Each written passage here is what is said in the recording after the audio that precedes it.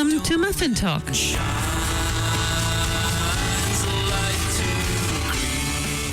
Well, gratitude is at the very centre of the response of the Christian to God. We think of the whole of creation, and therefore the whole of human life, and therefore my own existence, as something which comes from God as a pure gift. Hence the old phrase, all is grace.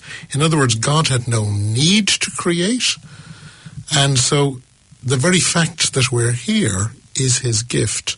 And so when we become conscious of ourselves, we become aware of our dependence. And in becoming aware of our dependence, we become aware of the loving nature of God in creating us, and the response to that is gratitude. So gratitude is the fundamental attitude of the aware human being to the mystery of creation. And this is something that is then becomes absolutely central to Jewish prayer. And it becomes central, that the whole notion of the temple in Judaism is that evening and morning, the people of Israel, being the ones who are aware of God as creator, render back thanks and praise. So the temple is fundamentally, I don't want to use the word mechanism, but it's the way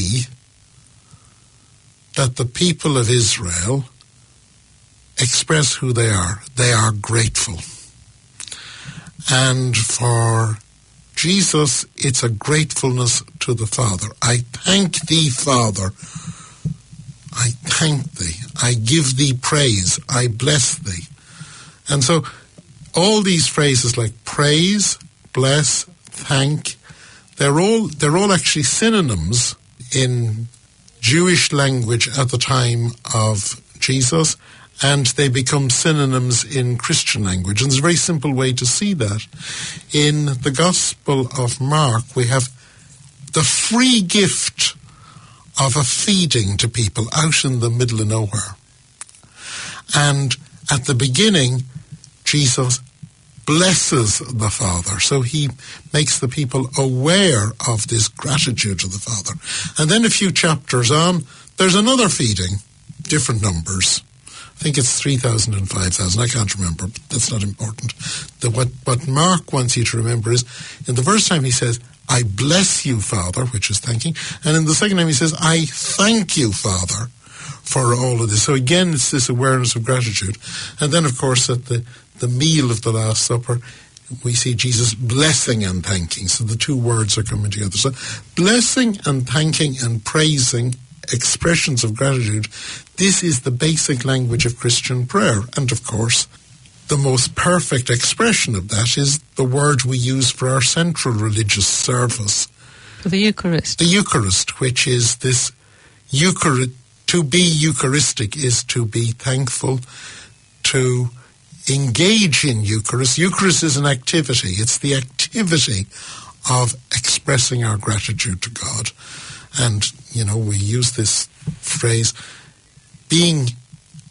celebrating of the Eucharist is the centre and summit of the Christian life. So gratitude is right in there at the core of Christian living. I think that the Anglicans also call part of the Eucharist the great thank you. Yes, well, that's just a way of saying the great Eucharistic prayer, because the word Eucharistic prayer just sounds like a bit of jargon. And people wonder, lots of people say, oh, well, we're using Eucharistic prayer too today, and they wonder, well, it's the great prayer of thanksgiving. We Christians have to be very careful of our language. We have to avoid words that are really just slang. The word mass is slang. It comes from the last words, go away. That's what it literally means. So the better word is Eucharist, the need to express gratitude. And we also have to be aware that sometimes we use words, oh, this is Eucharistic, and we don't know what it means. It is the prayer of thanksgiving. And before Vatican II, the Eucharistic celebration was also in Latin. Mm-hmm. So people were not aware necessarily that it was a celebration of thank you. they might not even have heard the priest, because if the priest turns back to the people, they wouldn't have heard much of it. it was in silence, and much of it was said in a very low voice, and of course it was said without microphones. And there was a very strict rule that if you were to use a low voice, because there might be several priests saying several masses on different altars, and so they mustn't interrupt one another. So it's breakthroughs of the latter part of the 20th century for Catholics is that we have become far more aware of the centrality of the Eucharist and what the Eucharist actually means.